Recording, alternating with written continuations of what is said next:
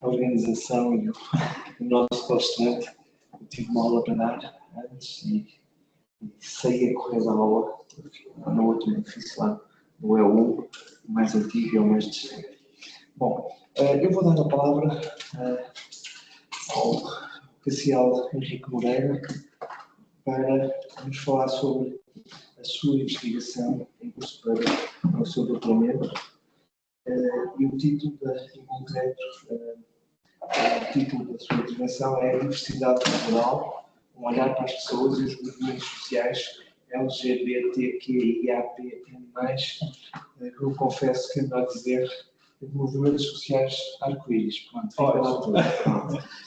Bom, o Cassiel é bacharel em Agronomia pela Universidade Estadual do Rio Grande do Sul e mestre e atualmente doutorando em Extensão Rural pela Universidade Federal de Santa Maria, também no Rio Grande do Sul.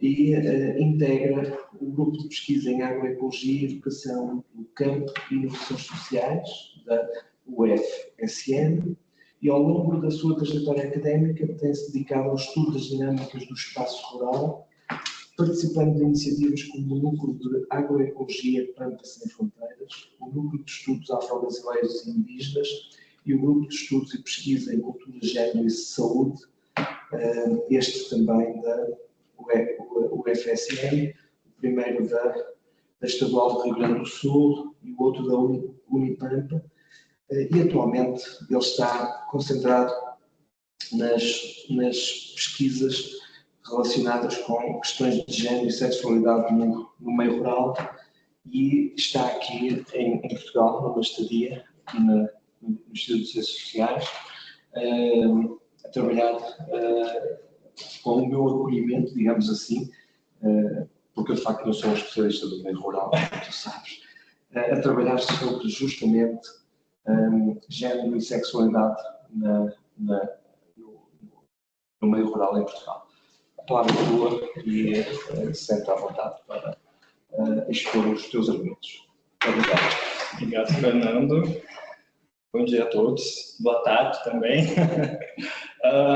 A ideia da apresentação é que ela não seja uma apresentação em si, e sim que a gente possa conversar a respeito do que eu venho trabalhando ao longo do doutorado, né? Então, o título inicial é A Diversidade no Rural, um olhar para as pessoas e os movimentos sociais LGBTQIAPN+. Bom, para a gente começar o estudo, eu acho importante a gente recordar algumas coisas, né, para a gente chegar no contexto atual. Então, aqui a gente tem que partir no início do que o Brasil era considerado, né? Terra sem pecado. Inclusive, o Fernando e eu conversávamos sobre isso há alguns dias. E tem uma nota no livro do Sérgio Buarque de Holanda falando sobre isso, né? Que a linha abaixo do Equador é uma linha sem pecado, né? E o Chico também, filho do Sérgio, também vai fazer uma canção falando sobre isso. Ou seja, essa ideia é justamente a ideia que, com a chegada dos colonizadores, é colocado, então, a questão do que é sagrado, do que é profano, né? E logo, o que são as normas. Por que isso é importante?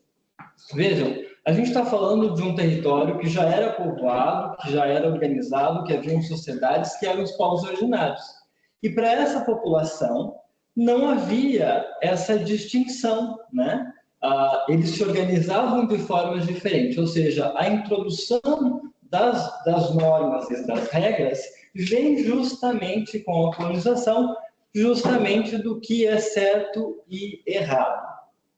Bom, isso é importante para a gente entender aonde parte o início da influência da religião dentro da sociedade brasileira. Bom, entendendo isso, nós vamos entender agora o rural brasileiro. Também vejam, os historiadores aqui vão ficar loucos comigo, porque eu vou pular muitas coisas, mas a ideia é só que a gente possa ter uma ideia, uma base de onde parte o meu estudo e para onde ele vai. Então, o rural brasileiro ele é muito dinâmico ao longo dos anos, né? Então, nós tivemos uma série de cadeias, ideias de produção. Então, nós tivemos a questão da exploração do pau-brasil, nós tivemos a cana-de-açúcar, nós tivemos o café, e atualmente nós temos a questão das commodities da produção de soja, né? E carne, enfim. Só que isso não significa que nós não tivemos, ao longo desse período, várias outras iniciativas dentro do campesinato e dentro dos camponeses brasileiros.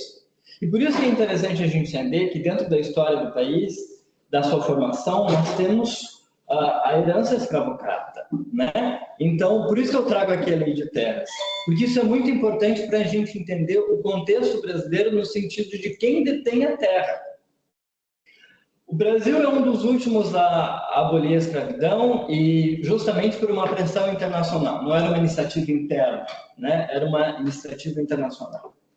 E para se proteger, nós vamos ter uma lei de terras. O que essa lei faz? Ela justamente está restringindo a posse de terra. Ou seja, você só tem acesso à terra se você for dono dela. Não tem mais uma questão de apropriação, né? Por que isso, gente? Porque nós não tivemos uma política, depois da escravidão, voltada para a população que era escravizada. Ou seja, essa população que um dia eu sou escravo, no outro eu sou livre, eu não detenho de nada, não tenho nem como acessar terras. E isso incentiva o quê? O grande latifúndio. Isso é importante para a gente entender essa dinâmica de, então, se nós temos uma lei que foi criada, e aqui eu até trago a lei, ela é de 1850, ela vem com esse incentivo de latifúndio, ou seja, passando-se o tempo, nós temos a necessidade de uma reforma agrária. Então, essa reforma agrária, ela vem através da luta camponesa, através desses sujeitos, desses pequenos produtores, desses agricultores que estavam tentando achar uma forma de sobreviver. Vejam, eu estou passando meio picadinho assim pela questão temporal, mas partindo do latifúndio para a reforma agrária, aqui a gente faz esse salto na história porque antes do golpe militar nós tivemos uma iniciativa de reforma agrária no país, que foi no governo do João Goulart, de 61 a 64, que é quando ele traz as ideias, começa a organizar. Nesse período, nós já havíamos as ligas camponesas, nós já tínhamos as lutas pela terra, porém, ele, justamente por ter esses pensamentos, e o pensamento dele, o pensamento que havia nesse período, é justamente aquilo que no futuro a gente vai ter, é justamente usar as terras que estão improdutivas, aquelas que não estão sendo utilizadas para a produção, que está na mão de um grande proprietário, e esse proprietário ele vai receber uma indenização do governo. Isso é muito importante ficar claro. Não é o uso somente, não, existe uma restituição. Bom, ou seja, o Jango tenta fazer isso e, obviamente, nós temos o golpe militar instaurado nesse período no Brasil. Bom, uma ditadura, como todo mundo sabe, não é algo tão simples e tão fácil, então havia muita repressão, e dentro desse mesmo período, e aqui eu faço duas setas, uma para a religião e uma para os camponeses, dentro desse período nós também vamos ter essas organizações camponesas vinculadas à religião, que é a teologia da libertação. Isso é muito importante. O que era a ideia da teologia da libertação? Era justamente um pensamento voltado a essa luta de classes, a essa redistribuição de riquezas e a necessidade de uma reforma agrária. Por isso que é importante entender o histórico brasileiro, ou seja, ao longo da sua história, como a religião ela influencia e influenciou e ainda influenciará as dinâmicas populacionais. Bom, junto desse período do golpe militar, a gente vai ter os movimentos sociais. E aqui a gente pode entrar na primeira dinâmica em relação à comunidade LGBT. Nós vamos ter os movimentos, inicialmente vai ser o movimento gay no Brasil, que começa essa discussão de uma necessidade de uma pauta a respeito de gênero e sexualidade, os movimentos feministas. Partindo disso, nós vamos ter, e aqui eu trago as duas imagens, que é a Constituinte, quando a gente vai ter, então, finalmente a Assembleia que vai formar a Constituição do país, e isso tudo para trazer o âmbito dos direitos e o início de políticas públicas, tanto para o camponês, tanto para o agricultor familiar, quanto para a questão da população negra, da população LGBT. Isso aqui é o início, os primórdios, né? Tanto que somente na Constituição é que nós vamos ter a primeira afirmação a respeito da população negra no Brasil. Bom, para que eu faço isso? Só para a gente entender, de uma forma bem breve, como que se dá a história do Brasil a respeito do campesinato e a respeito dos movimentos sociais. Isso é muito importante para a gente entender aonde eu entro. Antes de eu passar para os meus objetivos de pesquisa, é importante deixar claro como que nasce o meu projeto. Eu acho que o Fernando fez uma apresentação, explicou que venho de formações das ciências agrárias, e como que eu vou trabalhar gênero e sexualidade? Justamente por ter feito uma graduação dentro de um curso agroecológico, onde a gente se trabalha muito mais as pautas relacionadas às populações, e já nesse período eu me inseria num grupo de gênero. Vejam, nós trabalhávamos gênero, mas nós nunca trabalhamos sexualidade. E aí no mestrado em ciência rural, quando eu fazia uma disciplina de sociologia da ação coletiva nas ciências sociais, foi quando eu vi nas minhas redes sociais, algo super normal, uma matéria do coletivo do MST sobre a LGBT. E aquilo foi como o que eu precisava para começar a pesquisar. Fiz a sugestão ao professor da época de 2 temas. Ou eu trabalhava o tema da minha dissertação, que na época eu trabalhava com a teoria do reconhecimento das comunidades quilombolas, o reconhecimento e o não reconhecimento, ou eu trabalharia com gênero e sexualidade muito mais vinculado ao MST. Foi o que eu fiz. Fiz aquele artigo para a disciplina e já, na sequência, criei um projeto para a tese de doutorado. Então, ali eu vou me inserir e eu vou começar a estudar. Por quê?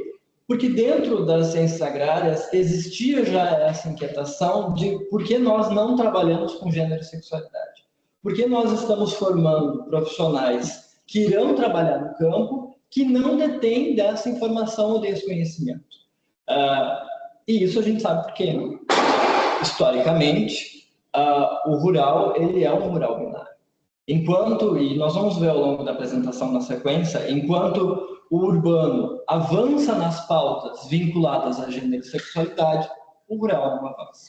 O rural avança na sequência com questões de gênero, vinculadas à violência, vinculadas ou na tentativa de um protagonismo das mulheres, mas ainda não tanto em relação à sexualidade.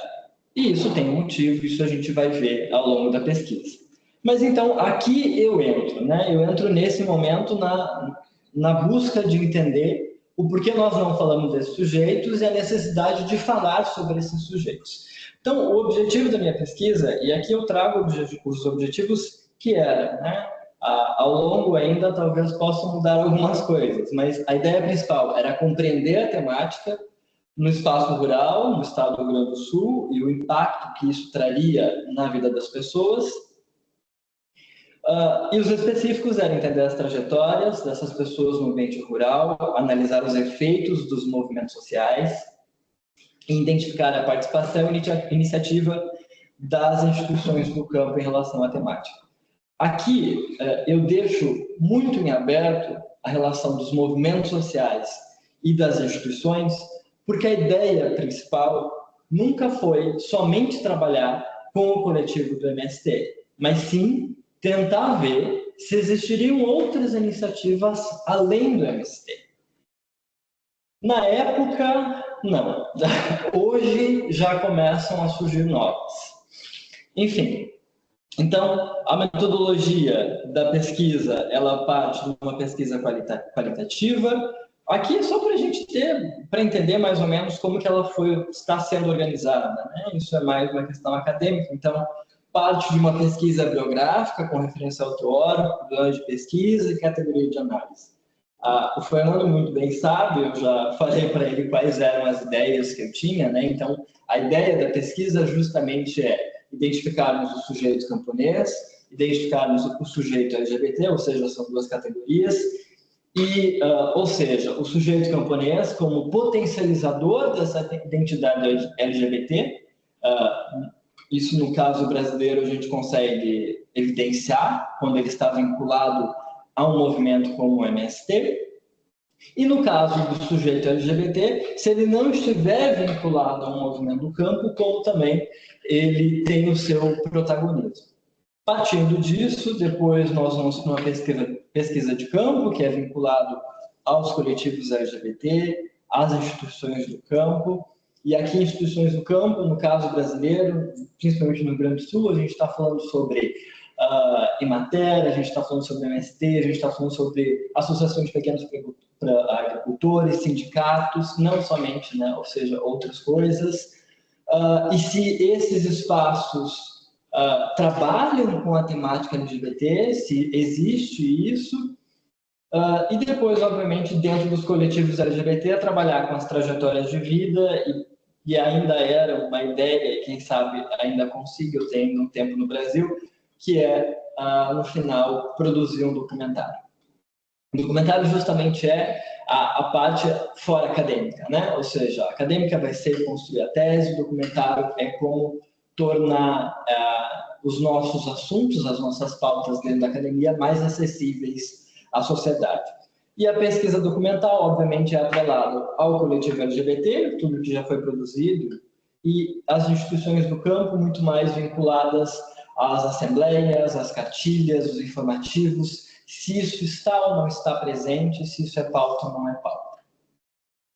Bom, para isso, então, a gente tem como metodologia algumas teorias, que é a trajetória vinculada ao Bourdieu e a teoria de agência vinculada ao Giddens, porque, ao meu ver, são coisas que não podem ser deixadas de lado, ou seja, nós precisamos entender aonde essas pessoas estão inseridas e a influência que esse espaço tem na sua vida e, juntamente disso, a capacidade que esses seres têm de romperem ou não romperem dentro desses espaços, né? E acredito que, ancorado por esses dois autores, a gente consegue ter a base suficiente para fazer essa discussão.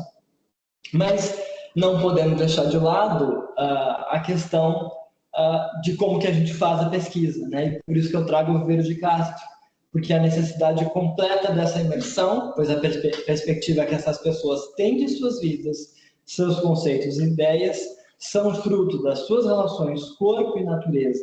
Então, e aqui entra em conflito, né, a questão de um pensamento decolonial, enfim, mas a ideia é fazer esse estudo vinculado a essas pessoas, e hoje mesmo eu já trago algumas coisas que eu investiguei, e para isso, então, aqui eu colocava sentimentos, emoções, um marco temporal, ou seja, parte de reconhecimento, aceitação, violência, segurança, confiança, estabilidade e preconceito.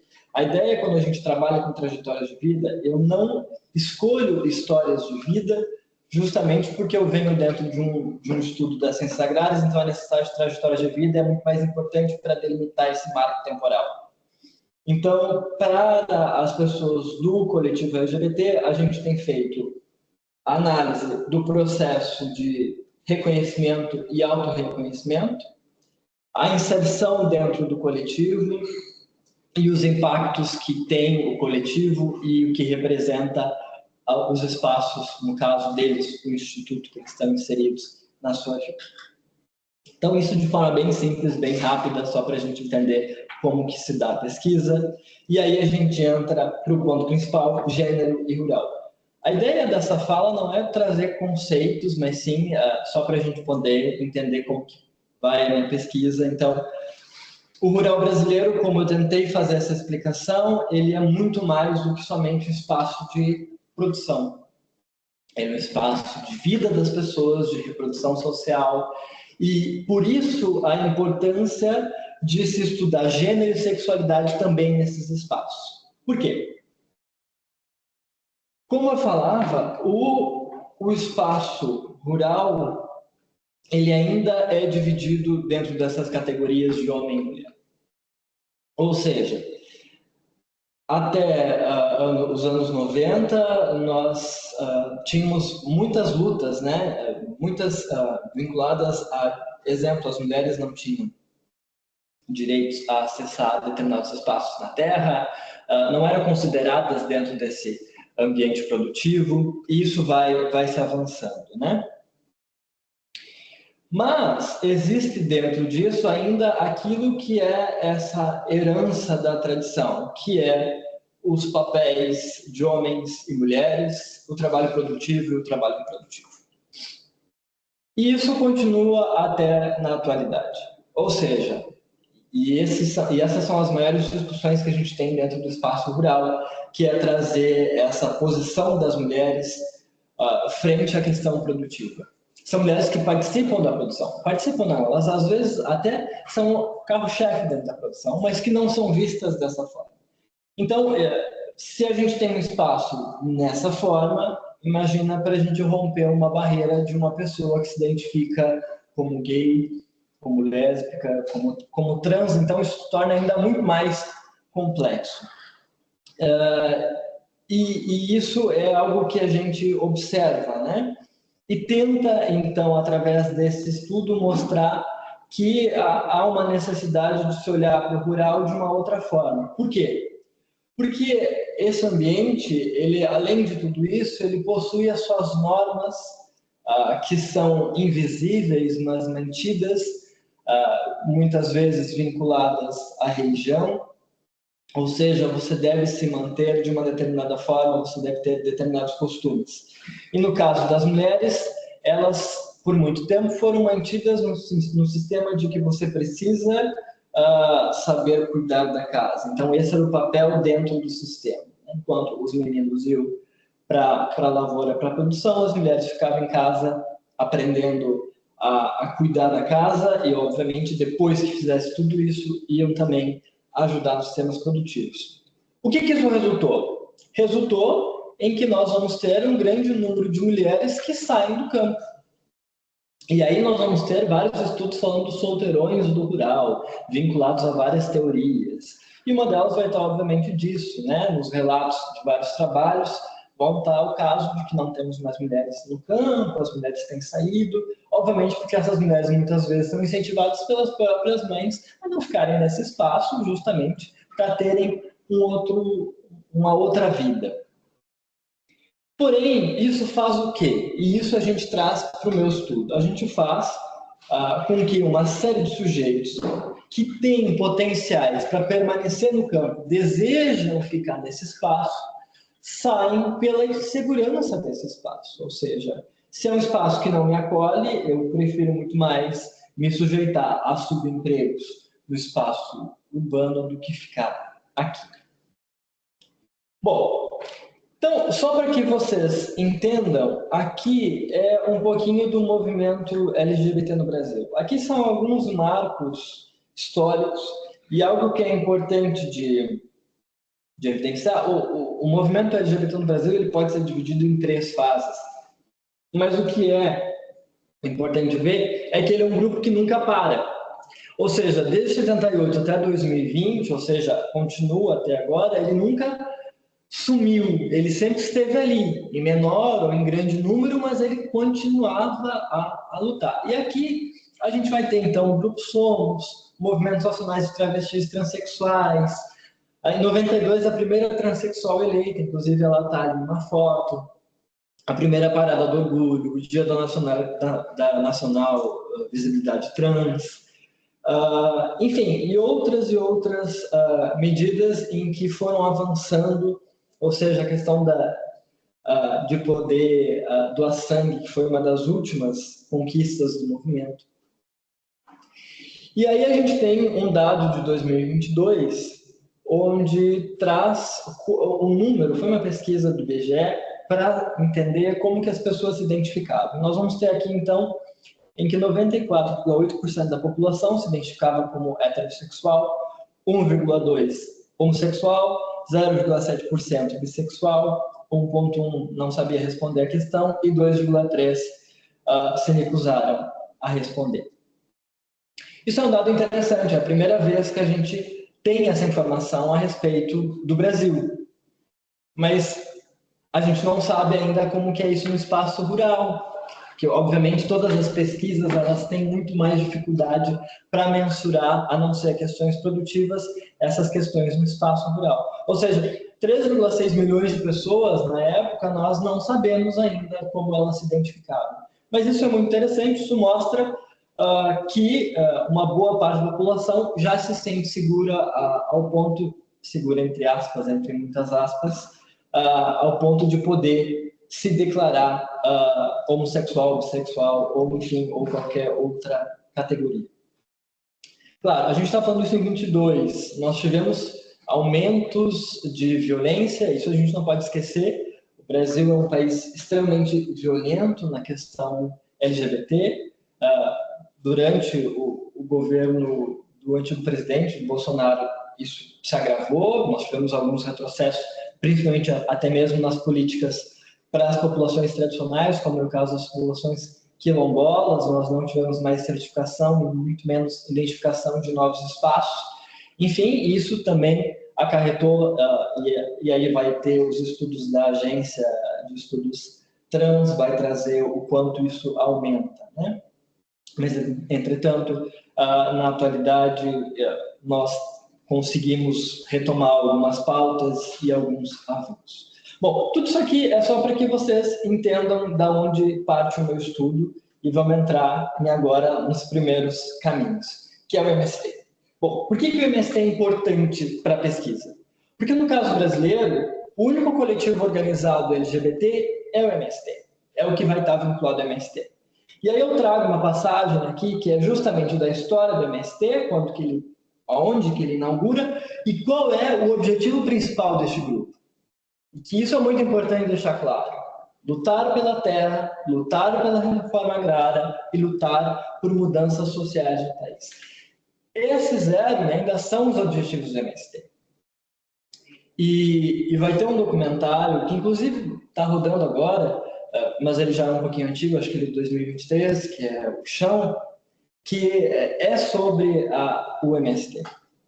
E a função social, ou seja, no artigo 186, a função social é cumprida quando a propriedade rural atende, simultaneamente, segundo critérios e graus de exigência estabelecidos em leis, aos seguintes requisitos: aproveitamento racional e adequado, utilização adequada dos recursos naturais disponíveis e preservação do meio ambiente, observância das disposições que regulam as relações de trabalho, exploração que favoreça o bem-estar dos proprietários e dos trabalhadores.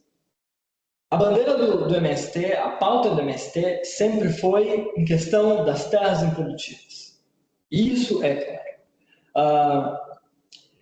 Todas as vezes que vocês veem uma boa parte das notícias vinculadas ao MST, vocês vão ouvir o termo invasão. Sempre. A mídia sempre gosta de falar isso e a sociedade meio que naturalizou essa ideia de que são pessoas que estão invadindo. E não é invasão, se chama ocupação. E engana-se quem acha que essa ocupação o proprietário de terra ele vai sair lesado. Não. Sempre há a restituição, sempre há o pagamento, sempre esse proprietário. Porque, vejam, essas áreas, e no caso aqui, no início do MST, nós vamos ter a questão da Fazenda, um grande espaço de terra na região sul, próximo a Passo Fundo, onde está um grande assentamento, o assentamento Amor, que era uma grande fazenda improdutiva. Ou seja, a ideia da reforma agrária, a ideia do MST é justamente ocupar esses espaços que são improdutivos. Essas pessoas, esses donos dessas terras que não estão produzindo, vão receber um valor, o qual, se eles quiserem, eles podem comprar qualquer outro espaço de terra. Mas que esse espaço seja dividido para essas famílias, e geralmente são espaços que são divididos em áreas de 10, 12, até 20 hectares, dependendo se tiverem reserva legal, de mata, enfim, para a produção de alimento, né? Então, na atualidade, o Movimento Sem Terra está em 24 estados, nas 5 regiões do país, totalizando 450 mil famílias que conquistaram a terra por meio da luta e organização dos trabalhadores rurais. Esse é o ponto principal. E aí, o MST, desde a sua formação até a atualidade, ele se divide em 13 frentes. Então, as frentes de massa, ou seja, são as setoriais: saúde, educação, produção, gênero, direitos humanos, relações internacionais, cultura, juventude, finanças, formação, comunicação e LGBT sem terra. Ou seja, cada uma dessas setoriais é para trabalhar um desses pontos. Então, o coletivo LGBT sem terra, ele estava vinculado à setorial de gênero. Na verdade, ele parte da setorial de gênero. E aí eu vou correr, porque acabei de ser anunciado que eu tenho 5 minutos. Vamos entrar no coletivo LGBT sem terra. Então, o coletivo LGBT sem terra, ele nasce em 2015, a partir do primeiro seminário, e essa foto é desse seminário, em que a ideia é justamente, se nós estamos dentro do movimento social, nós já trabalhamos questões de gênero, e a necessidade de se ter um espaço também para questões de sexualidade.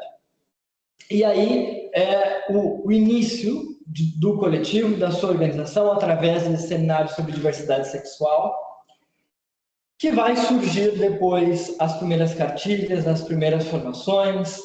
Enfim, aqui tem o grito de guerra principal, que é o patriarcado destrói, o capitalismo faz guerra, o sangue LGBT também é sangue sem terra. Bom, então, de 2015 até agora, nós temos o seminário do MST e Diversidade Sexual, a fundação, então, do coletivo LGBT Sem Terra. Depois nós vamos ter o documentário LGBT Sem Terra, o primeiro seminário LGBT da Via Campesina, depois a campanha contra a LGBTfobia e o Encontro Nacional de Travestis e Transsexuais, ou seja, de 2015 até 2024. Ou seja, é um movimento super recente. Nós estamos começando essa discussão no Brasil. Essas aqui são algumas campanhas, o livro, o documentário, as principais campanhas que atualmente está, principalmente a questão da LGBTfobia e a presença do coletivo LGBT Sem Terra. Bom, então, para minha pesquisa, nós temos o Brasil, aqui em rosa são todos os estados que possuem presença do coletivo e aqui está a presença do coletivo no Rio Grande do Sul. Como que funciona essa presença? Isso é muito importante, isso às vezes a gente não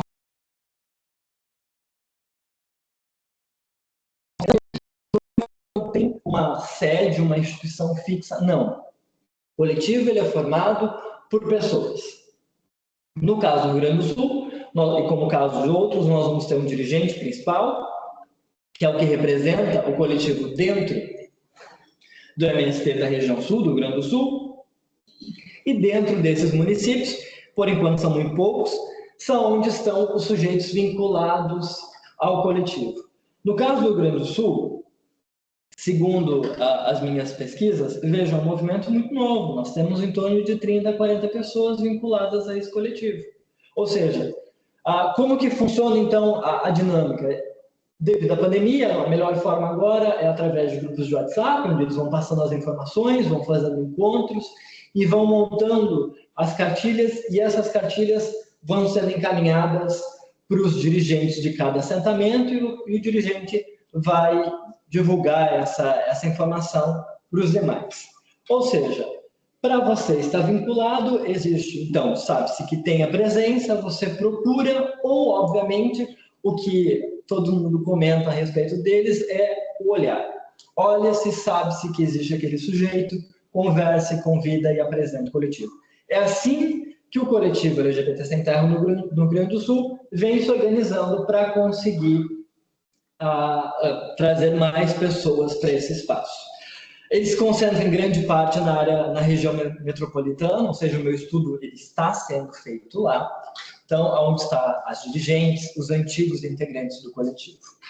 Então, o que eu trago aqui? Aqui eu vou trazer são pequenas passagens das entrevistas que já foram feitas para a gente entender como que era o coletivo, qual é a sua função. Então, aqui a gente vai trazer duas passagens a respeito dentro do MST. O dirigente dizia não haver espaço para viado no movimento. Todo militante tem que ter postura de homem. Dizia isso em tom de deboche em uma plenária de 100 militantes. E estava ali. Eu estava ali, entre os 100, buscando passar despercebido. Minha voz afeminada me denunciava. É viado. Não havia casca para me esconder. Meu corpo de bicha preta estava despido.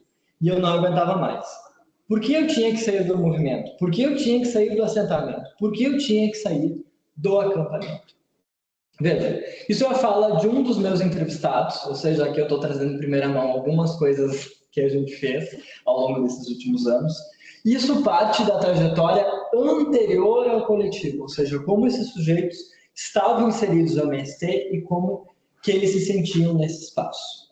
A partir do momento que o coletivo nasce, isso não significa que esteja mil maravilhas, mas pode-se já ter essa ideia do segundo entrevistado. Qualquer dirigente desse movimento, em qualquer cantão, que vira e diz que aqui não pode ser viado, como assim não? Estão nas linhas políticas. A direção estadual tem uma cadeira para o coletivo. Nós colocamos nas linhas políticas do MST o combate à LGBTfobia. Logo, o coletivo faz com que essas pessoas tenham respaldo, e justamente, se existe um coletivo, se existe um setorial, se existe uma cadeira dentro da organização, essas pessoas têm espaço de voz, essas pessoas têm direito a acessar algumas aulas. Esse é o ponto principal.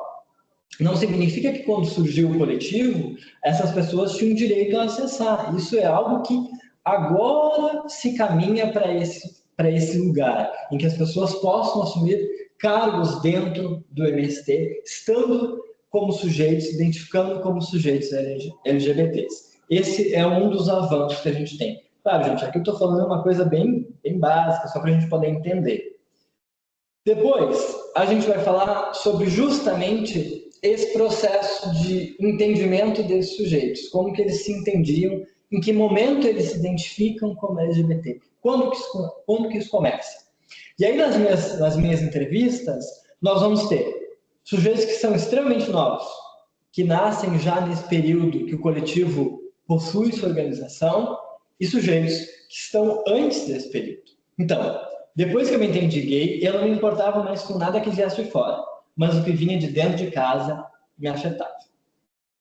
Fui conhecer o coletivo dentro da escola. Aliás, eu fui assumir a minha identidade LGBT aqui dentro da escola. Aí os meus pais falaram que, naquele momento, não queria que eu voltasse e tal. Por essas questões, aí eu fiquei no acampamento. Isso aqui evidencia uma boa parte dos relatos. Esses sujeitos, a partir do momento que eles vencem as suas barreiras, justamente já dessa estrutura da sociedade que os torna incapazes, ou seja, dizem que não podem assumir essa sexualidade, quando eles vencem isso, a maior dificuldade deles é dentro de casa. É onde eles se sentem mais inseguros. E aí, o porquê que isso é importante entender? Em que momento isso muda? Tem casos, alguns poucos casos, em que a família não é o problema, que a família é um espaço seguro. E aí esses sujeitos se sentem à vontade para voltar para o seu assentamento. Mas existem outros sujeitos em que eles querem permanecer no espaço rural, mas não voltam para o assentamento. Vão para uma outra região. Ou seja, a nossa barreira aqui, ela ainda está dentro do seio familiar. Ainda há uma necessidade de discussão dentro desse espaço. O coletivo, ele avança, mas, como vocês entenderam, para que ele avance, ou seja, precisa que o dirigente receba a informação e passe para os demais. Isso não significa que isso sempre aconteça. Existe esse bloqueio, existe essa barreira dentro desse espaço também. E essa é a principal luta atual do coletivo para ele conseguir aumentar. Bom, e aí, o que dentro da minha pesquisa foi interessante para poder entender o espaço do Instituto, que é o espaço de formação do movimento MST, de formação dos sujeitos do MST. Exemplo, em Pontão nós vamos ter o Educar, em Viamão nós vamos ter um outro, onde esses sujeitos vão fazer a sua formação em uma série de cursos. E dentro desse espaço é que alguns deles conseguem se identificar e conseguem se sentir seguros para assumir a sua sexualidade. Então, a escola sempre nos ensinou que ela sempre ia nos apoiar. sempre trabalhou isso. Mesmo com questões de machismo, fobia, que às vezes bate isso na nossa sala, também acontece. Ou seja, para esses sujeitos, a escola é o principal espaço de formação e é o principal lugar onde eles conseguem acessar informações a respeito de gênero e sexualidade e acessar o coletivo. Então, o coletivo do Rio Grande do Sul está muito vinculado a esses espaços dos institutos. Eles fazem roda de conversa, eles inseriram disciplinas de gênero e sexualidade, ou seja, aqui é um ponto interessante para analisar aquilo que a gente já falava muitos anos atrás sobre a educação, sobre as teorias queer, o caminho seria através da educação. Então, a gente tende a ter medo do que a gente não conhece. Então, eu fui me conhecer aqui, eu já sabia quem eu era, assim, só que eu tinha muita incerteza, muita insegurança, e também ficava pensando no que os outros iam pensar. Ou seja, para esses sujeitos, a escola é esse espaço. E aí, talvez, venha um dos caminhos que possam, lá na frente, depois da minha tese, a gente falar sobre o espaço da educação. Então, já caminhando para o final, uma mensagem do coletivo era isso. Ainda precisa de uma visão que a pauta LGBT na conjuntura é cortina de fumaça, que não é luta de classes, são questões comportamentais, uma pauta estritamente identitária, ou seja, que no fim é apenas um reconhecimento de identidades. Quando o que temos afirmando, na luta política, ao entrelaçar a pauta de diversidade sexual e de gênero na luta pela reforma agrária popular, neste momento é reconhecer que esses sujeitos têm direito de serem reconhecidos como seres humanos, de ter casa, trabalho, de serem assentados, assentadas, de poder viver, amar, terem famílias e não serem assassinados, perseguidos e violentados. Esse é um das mensagens do coletivo. Então, caminhando para o final, o que a gente consegue analisar, assim, basicamente, do que a gente tem visto nesses primeiros estudos? A partir do momento do coletivo LGBT em 2015, a partir do MST, é que nós vamos ter a introdução da pauta de gênero e sexualidade no Brasil. Não só no Brasil, como na América Latina. O que acontece? A Via Campesina, em 2020, lança a primeira cartilha explicando sobre gênero e sexualidade, explicando a sigla. Depois disso, nós vamos ter uma série de campanhas que vão surgindo a respeito da diversidade sexual. A CONAC, que é o órgão responsável pelas comunidades tradicionais quilombolas, em 2021, inaugura o seu primeiro coletivo LGBT. Nós temos também, inclusive, Terra Sem Pecado, o nome de documentário dos povos originários do Brasil, falando sobre a questão de homossexualidade dentro das terras indígenas. Ou seja, outro ponto de pauta também. Então, justamente a partir do momento que a gente dá um início sobre isso, é que outras iniciativas começam. E exemplo, a campanha Basta de Violência contra LGBTI é uma campanha agora, foi lançada este ano pela Via Campesina, juntamente à América Latina e juntamente com a União Europeia, os países que estão vinculados à Via Campesina. Ou seja, aqui eu coloco avanços, desafios e educação justamente por isso. A gente avança na pauta de gênero e sexualidade no espaço rural, ou seja, de 2020 para cá, o número de trabalhos aumentaram. Isso não significa que a gente tenha um grande número, acredito que ainda a gente possa contar nos dedos quantos trabalhos estão vinculados a isso. E os nossos desafios são os clássicos. É justamente essas questões das normas e dos regimes que existem dentro desses espaços, dentro até mesmo da MST. E aí, como vocês bem sabem, nós temos um avanço da questão da religião, principalmente da evangelho, enfim, no último estudo, isso tem sido avançado, a questão neopentecostal no Brasil, isso pode e isso interfere também dentro do espaço rural, porque isso a gente nota o aumento dessas igrejas nesses lugares que antigamente não haviam tantas, e talvez aqui como digamos, uma inquietação, uma ideia, a educação, como sempre, o caminho para esse avanço, para essa, quem sabe, melhoria. E aí eu coloco aqui Brasil e Portugal justamente para entender o que eu estou fazendo aqui, né? Eu venho para cá sabendo já, Fernando já tinha me deixado bem claro, aqui não tem, mas eu venho para cá justamente para a gente poder fazer essa investigação, tanto do campesinato, ou seja, dos camponeses portugueses, dos movimentos LGBTs português, se há ou não iniciativas se existe, quem sabe, uma discussão sobre a questão do gênero sexual justamente para a gente poder fazer, então, aquilo que é o distanciamento e as heranças, no caso brasileiro e português. Visto que, lá no início, a gente fala, a introdução das normas e da religião parte justamente pela coroa portuguesa. Então, nós nos distanciamos em algumas coisas, mas talvez em algumas ainda permanecemos muito semelhantes. Bom, tentei correr com o final. Era isso que eu tinha para conversar com vocês. Podemos abrir para o debate. Muito obrigado, Cassiel. E passo de imediato a palavra a quem está presente para fazer apreciações, comentários. E creio que há muita coisa a dizer, quer sobre a história do movimento LGBT no mundo rural, que eu creio que é um tópico pouco conhecido e pouco trabalhado ainda na teoria social, em especial na sociologia, e também sobre a própria história do MST, das suas dinâmicas e da persistência de valores de masculinidade hegemónica, como diria o Bourdieu, no próprio movimento progressista vinculado a uma transformação, como eu digo, uma transformação radical da sociedade, uma transformação anticapitalista.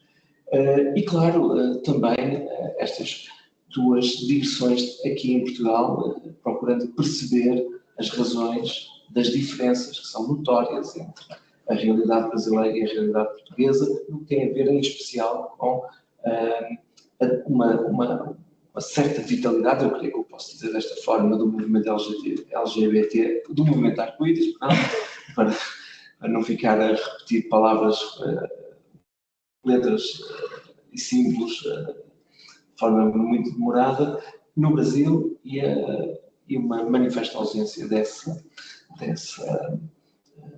questão e, sobretudo, de expressões. Não quer dizer que o problema não existe, o interesse não existe, mas, sobretudo, das expressões organizadas dentro dos movimentos agrários, que em Portugal o movimento mais forte é justamente o da CNAR, e que faz ligação e é o que mais está próximo do MST e de uma agenda emancipatória para o mundo rural, que é também para a sociedade em geral. Pronto, era isto que eu tinha para comentar e dou já a palavra a quem quiser pronunciar-se. Quem não está atrás, se quiserem mais para a frente, Carlos. Bom, antes de mais, muito obrigado pela exposição, interessante, do ponto de vista histórico e também conceptual. Eu gostaria de fazer algumas notas ao longo de, depois entenderá como entender, recolher aquilo que é mais relevante. Primeiro, gostaria de saber se fez a distinção clara entre trabalhadores assalariados rurais, o MST, em primeiro lugar, sem terra, significa trabalhadores que não são propriamente camponeses. E esta distinção creio que tem que ser clara, porque toda a teoria e toda a literatura à volta do camponês tem a ver com toda a polémica que teve na União Soviética, leninistas e populistas, Chaganov e outros, e a partir daí muitos estudos foram feitos ao longo das décadas sobre o campesinato, para mostrar justamente a especificidade da economia, dos modos de vida camponeses. Portanto, aí é esse que é importante para ter aqui em debate. Depois, todo o problema e até tem uma história industrial interessante da Liga dos Camponeses, portanto, creio que no Nordeste, que tem esse lado, mas gostaria de salientar a questão da religião e do campesinato. Aí, creio evidentemente que falou muito bem que a religião tem aqui um espaço de instrumentalização por parte do poder estabelecido, quando justamente a teologia da libertação não era um modus operandi efeito das estruturas económicas, mas aqui era uma teologia ao lado do pobre, Portanto, a religião pode também ser, se maior parte, historicamente, é ao lado, e até a colonização foi isso, a Igreja Católica foi o braço armado e ideológico da colonização. Mas ela pode ser também utilizada como um instrumento de libertação. E não é por acaso, penso eu, que se virmos que a resposta à teologia da libertação veio dos evangélicos, creio eu, em várias fases, 2020, 40, 60, 80, sobretudo 80, e não por acaso. A vinda dos evangélicos tem a ver com a resposta à teologia da libertação. E, portanto, creio que também é importante essa... Depois, gostava de salientar mais sobre a questão das teorias, quando falo do Buscão-Bourdieu e o Giddens. Atenção, o Giddens, mesmo que seja criticado pelo seu ecleticismo, ele não é um teórico da agência. Ele é um teórico da agência e da estrutura. Chama-se estruturação, teoria da estrutura. A teoria da agência é do Max Weber e do interação simbólico. E não tanto do Giddens. Giddens procura a síntese, obviamente. Se a conseguiu ou não, com a terceira via, creio que deve fugir daí, mas gostava de salientar, e também a questão das emoções. As emoções foram trabalhadas por Max Weber, em primeiro lugar. Quando Max Weber fala de racionalidades, há 4. Instrumental, emocional e por aí fora. E a emocional é uma das mais importantes. Portanto, poderia buscar aqui o Weber para buscar fundamentação para a sua teoria da questão das emoções. E por fim, e já agora também, quando fala do homem e mulher, o primeiro e grande teórico, entre aspas, que eu acho que é ideólogo desta questão da mulher, o lugar reprodutivo, a expressão dos afetos ou das emoções, dos cuidados, e o homem como provedor da casa, é Parsons, o dito liberal, que é o ideólogo principal desta teoria. Portanto, seria estas notas que eu coloco aqui portanto, e evidentemente só por fim a reforma agrária. A reforma agrária, tendo em conta só as terras improdutivas, eu acho que a reforma agrária teria e terá que ter em conta, no futuro pelo menos, o latifúndio. Acabar com o latifúndio. Portanto, aqui em Portugal chegou a fazer-se, só que depois houve uma inversão. Mas era só para essas notas assim, dispersas para ter em conta. Muito obrigado. Adeus. Ok. Cancelo, queres comentar ou damos a palavra e depois... Quem quer fazer mais algum comentário, esteja à vontade. Podem dizer detestamos e... Cancelo está à vontade. Eu gostaria de parabenizar, né, agradecer a Luísa pelo trabalho. Fiquei impressionada com o receita dessa temática, do MST, mais especificamente como você trouxe, mas também que, não sei, pelos avanços que teve, né, em tão pouco tempo a gente pensa talvez que é algo mais no Brasil, é algo mais presente. Né? Fiquei impressionada também pelos números que você trouxe. E fiquei pensando também nessa falta de números. Né? Você fala, por exemplo, a questão de BPI+, não está presente no censo demográfico no Brasil. Então, assim, às vezes você tem uma pesquisa com a Agência Brasil, e que você trouxe, né?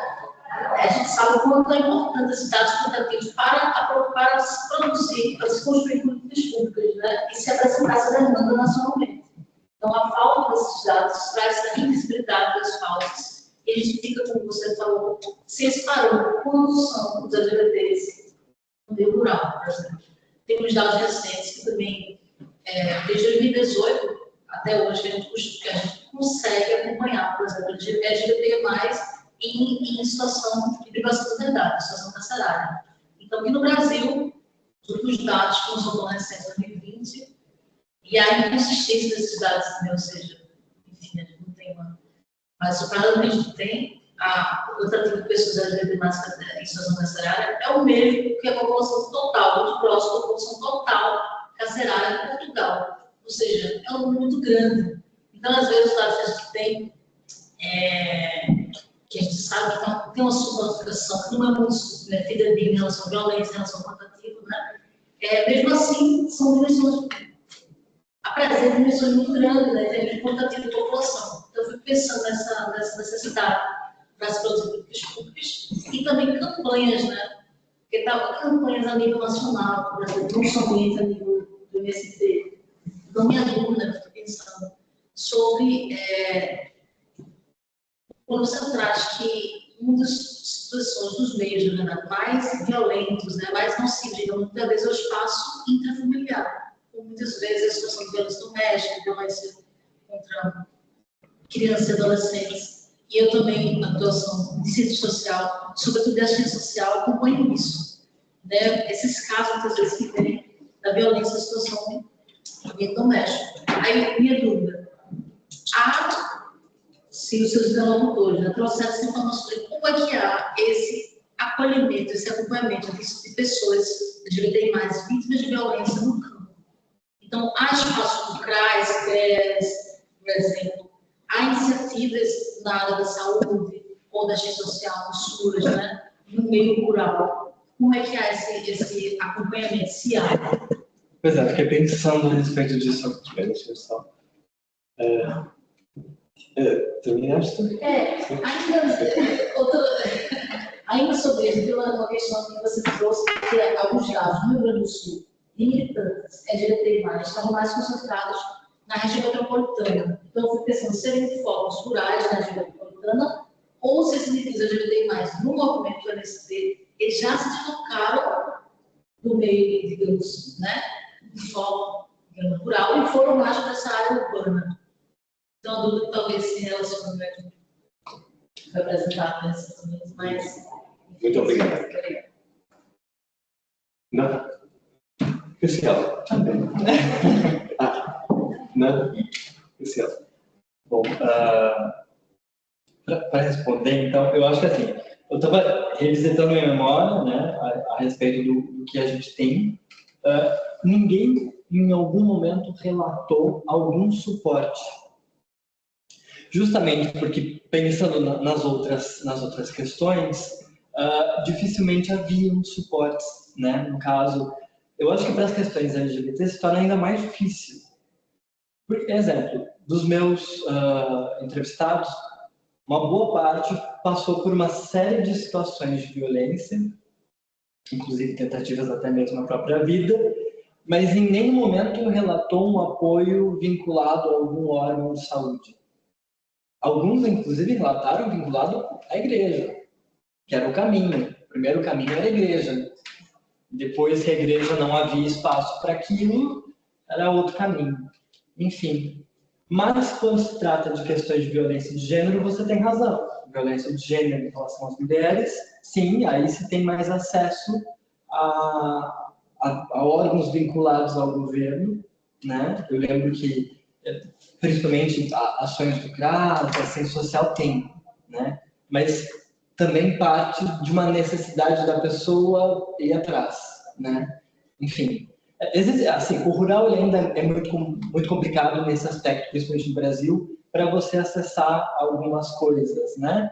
Ou seja, dependendo, exemplo, eu morei por anos numa cidade em que o espaço rural era muito maior, era um dos maiores do estado. Então, para a agenda do município conseguir atender a toda uma dinâmica de um rodízio de dias que vai, como que essas pessoas acessam, como que leva o médico, como que leva... E aí uma das iniciativas era isso, que pedia uma psicóloga para acompanhar. Então, isso são coisas que agora se caminham, né? Mas, a princípio, na minha pesquisa, ninguém relatou não. E o segundo ponto era a respeito dessas pessoas da região metropolitana, né? Sim, por quê? Porque são assentamentos que, na verdade, são assentamentos que estão ali. Inclusive, essa região ali é a região produtora do arroz orgânico, do MST. Tem uma grande campanha e tudo mais. Então, claro, por estar em uma região que estão próximos, são municípios muito próximos, Nova Santa Rita, Eldorado do Sul, Viamão, são municípios que você anda 30 minutos, você chega num outro assentamento. Enquanto outras regiões do estado, como São Gabriel, Santana do Livramento, Rosário do Sul, você precisa percorrer sempre 100 quilômetros, no mínimo 100 quilômetros, para conseguir chegar àquele território. Então, esse seja o principal ponto de dificuldade, né? Porque é o que acontece, os dirigentes estão concentrados lá, porque eles estão vinculados ao Instituto. Então, talvez isso seja algumas das respostas, né? Eles estão tentando, olha, desde quando eu iniciei a conversa com o coletivo até a atualidade, eles estão tentando passar a direção para uma outra pessoa, mas não consegue, justamente porque a atual dirigente está com muitas demandas, não consegue atender todas as pautas do coletivo, gostaria que outra pessoa assumisse, ela está desde 2020, mas não consegue. Em contrapartida, outros coletivos, como é o caso do coletivo da Bahia, já é uma outra realidade, já é um outro aspecto, é um coletivo que já está mais organizado, já tem mais integrantes, já tem, além do seu dirigente, tem outros dirigentes que estão em outras regiões do estado. Então, ou seja, isso é reflexo do que é o Rio Grande do Sul na atualidade, né, em relação a outros espaços. E só para não deixar de fora, né, professor Carlos, obviamente, sim, acho super importante as suas considerações, inclusive questões teóricas, né? Aqui a ideia é somente fazer só uma jogada de como a gente está caminhando, mas super concordo em relação às questões do Giddens, né? Em relação à estruturação. Confesso que eu tinha muito medo de usar os dois juntos, não devo negar.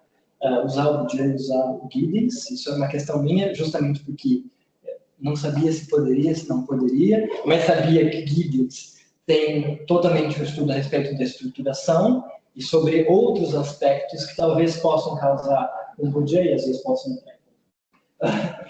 E em relação à categoria do MST, a categoria do agricultor, isso é muito importante. Importante porque isso é um conflito até mesmo dentro do próprio movimento. O movimento, muitos agricultores não vão se identificar como camponeses, eles se identificam como agricultores. Nós, da academia, que muitas vezes queremos trazer essa categoria como camponês, né? Mas isso tudo a gente vai fazer toda essa análise escrita justamente para poder entender como que é o sujeito camponês, como que é. E até porque a minha pesquisa agora, na atualidade, ela já pode dizer que ela está vinculada somente à organização coletiva do MST. Então, a gente vai ter que categorizar esse agricultor e não mais os demais. No início, eu deixava em aberto, por quê? Porque a minha esperança justamente era poder conseguir também analisar outros sujeitos LGBTs que não estivessem vinculados ao MST, porque justamente a sua trajetória de vida e as suas experiências vão ser distintas. Mas um problema, é claro, é como você identificar e como você chegar até esses sujeitos. Que nós conhecemos de forma informal, sabemos quais são. Eles são claros, eles são evidentes. Mas, muitas vezes, são sujeitos que vivem a sua sexualidade ainda clandestina, obviamente. Fazer um estudo a respeito deles é você forçar, quem sabe, algo que não seja... É isso? É isso. Enfim, temos ali o espaço para continuarmos a conversar, mas deixa-me só colocar-te um aspecto que me parece relevante e que justifica a tua presença aqui, não neste momento aqui, mas em Portugal. O que é que tu já aprendeste? O que é que tu já refletiste? Conclusões preliminares sobre a realidade social e política portuguesa no que tem a ver com o campo e, sobretudo, com a organização campesina em Portugal. Exatamente. Então, o Fernando já me botou ao meu dever de casa, né? Inclusive, eu estou muito feliz que o professor Carlos esteja aqui, que o senhor tem sido minha companhia em algumas noites, algumas tardes, com o seu livro, tá? Resistir e Adaptar-se. A primeira coisa que o Fernando fez quando eu cheguei aqui foi Comentado por mim. Exatamente. A primeira coisa. Exatamente. Mal disse oi, eu já disse, bom, penso daí, sou leia. Mas eu peguei aquilo e são 300 e poucas páginas. Eu pensei, mas eu vou ler 300 e poucas páginas? Como assim? Aí depois eu disse, veja aquilo que é importante para você. Primeiro ele tortura, depois ele dá um caminho. Mas o que acontece? Justamente, e o Fernando já tinha deixado bem claro isso quando eu vim para cá, de como que funcionavam algumas questões. Ou seja, não existe esse movimento que tem no Brasil aqui. Não existe o MST. Mas existiu no passado um movimento de reforma agrária em Portugal. Ou seja, aqui é um ponto, um fio condutor para a gente iniciar. Desculpa, a própria CNAR não abdica de uma reforma agrária. Exatamente. E a CNAR é justamente A Confederação Nacional dos Agricultores, que é onde é o pequeno proprietário rural. Que é onde eu faço a ligação com a MST.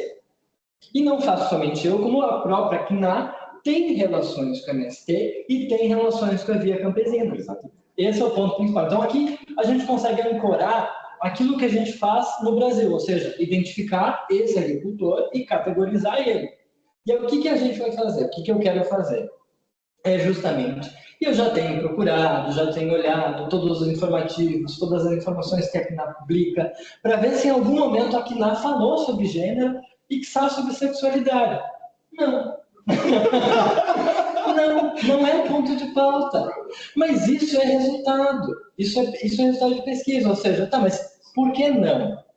E aí a gente vai lá nos textos do Carlos e você vai entender toda uma construção de como se dá esse sujeito aqui em Portugal. E aí a gente vai falar da religião, a gente vai falar das normas, de toda uma herança, que aí a gente consegue categorizar e quem sabe aí sejam as nossas aproximações. Tá, mas e o movimento LGBT? Tá, isso também é importante, né? Por isso que o meu trabalho é sobre o movimento LGBT. Aqui a gente vai ter um movimento LGBT totalmente urbano e muito mais institucional, ou seja, um movimento, não um movimento como é o nosso no Brasil, que é um movimento de rua, um movimento de massa, um movimento que vai trabalhar sobre outras pautas. Aqui é um movimento muito mais vinculado a questões legais. Tanto que se a gente for pesquisar a história do ILGA, como que o ILGA funciona. Mas isso não significa que no passado não tiveram. Exemplo, o movimento LGBT em Portugal, ele parte justamente do movimento feminista. É um movimento feminista que começa com a questão dos direitos das mulheres e que vai auxiliar o movimento LGBT a nascer. E aí nasce o movimento LGBT e a gente vai ter um que se distancia do ILGA, que é o Pantera Rosa, que é um movimento que é um pouco mais parecido, digamos, com o Brasil, que vai lutar coisas além das questões legais para a população LGBT, que vê uma necessidade de vincular outras políticas, que aí entram em conflito. E aí o ponto da minha pesquisa é também investigar esses movimentos, ou seja, falar com o MAR, falar com o ILGA, falar com qualquer movimento LGBT que tenha, para entender como ele se organiza. Isso a gente já tem aqui uma linha cronológica de quando começa, até onde vai, mas entender como os sujeitos chegam até esse espaço e se há, e também acho que não há, alguma agenda vinculada ao sujeito rural. Eu também acho que não há. E está tudo bem não acontecer. Fico muito feliz, esse é um ponto que eu sempre falo, muito feliz que o Brasil é pioneiro nesse assunto. Né? Em muitas pautas é Exato. mais avançado que... Isso, acho bom a gente poder dizer que o Brasil é pioneiro, que a América Latina está caminhando para isso, mas isso não significa que essa pauta não esteja chegando. Porque se a CNAR está vinculada à Via Campesina na União Europeia, a pauta da Via Campesina é a diversidade sexual, e com todos os países que estejam vinculados. E aí entra a nossa investigação. Como que isso chega, se não chega, porque não chega? Enfim, isso é o que a gente vai tentar fazer nesse curto período de tempo, com muita conversa. Bom, muito obrigado, Cassiel. Muito obrigado aos presentes. Creio que foi um magnífico seminário almoço e a conversa prossegue ali naquela mesa. Tá? E convido-vos a todos a acompanhar. Obrigado.